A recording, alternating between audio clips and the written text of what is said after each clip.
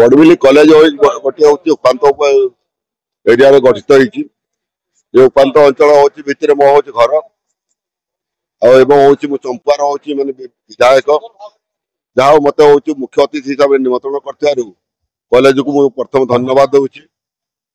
college को मुझे जहाँ देखिली शांति श्रृंखला बहुत भल अच्छी पिला मनोभाव भी भल अच्छे लेक्चर मान मनोभाव लेक्चर कर मन एकत्रित मिसे कॉलेज मान उन्नति हुए तेणु मुझे कॉलेज प्रति बहुत आनंदित आज बाउंड्री बाबद मुझे 2014-2019 मसीहा कॉलेज प्रेसिडेंट थी ये बाउंड्री मुझे तहसीलदार को मैंने कॉलेज तरफ रेजुलेसन कर दि जाता जिलापाल को दि जाता तो सी हूँ कागज कार्यक्रम हूँ बढ़ू जाता 2014-19 पर महाविद्यालय कमिटी डिजर्व होगला हूँ माने कई एमएलए हूँ एमपी रही पारे ना जहाँ फल किए हूँ आज हूँ माने महाविद्यालय को निजस्व जमी मिल पारे जो कि बाउंड्री गत थर मु बाउंड्री भी किसी पैसा देती कि जेहेतु हूँ मैंने रिजर्व एरिया रहा फरेस्ट एरिया रहा तो बाउंड्री हो पारे मु प्राणपणे हूँ जेहेतु एबी मु एमएलए अच्छी प्राणपणे उद्यम करी जदि आम हूँ कॉलेज कौन मेम्बरशिप हो पारू ना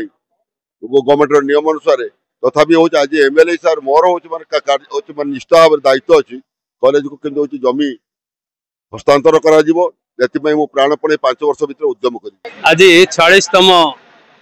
वार्षिक उत्सव बड़बिल महाविद्यालय मु निजको गर्वित मन करुच्ची महाविद्यालय स्टूडेंट हिसाब रे मोर मध्य पाठ पढ़ा यही कॉलेज रे आज मते सम्मानित अतिथि भाव में निमंत्रण कर कॉलेज रो प्रिंसिपाल सहित समस्त अधिकारी वृंद को मु बहुत बहुत धन्यवाद जनइबी शुभेच्छा जनइबी जे मते आज ये फंक्शन रे सम्मानित अतिथि भाव में डाकी कॉलेज रे बहुत सुंदर भाव में अग्रगति करुच्ची निश्चित भाव में बड़बिल कॉलेज रो गोटे सुनाम रही सारा ओडिशा रे एवं एई बड़बिल कॉलेज रो ना केमती आगु को आहरी भल शिक्षा अनुष्ठान भाव में हम तापाई मोर जहाँ प्रचेषा अच्छी मु निश्चित भाव में करी एवं किसी उन्नतिमूलक कार्य यही कॉलेज रे अच्छी जहाँकि प्रिंसिपाल सार कहते बाउंड्री वाल हो किंबा खेल पड़िया हो निश्चित भाव में बर्तमान मोहन सरकार रे यही महाविद्यालय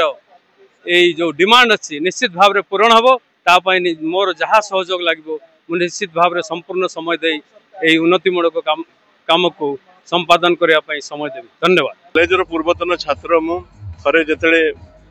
एमएलए थी मु 2004-9 से मुझे 30 लाख टंका दिया करी परवर्ती काल में मु रही किंतु सबु बेले ये कॉलेज रो उन्नति रो कथा मु चिंता करछि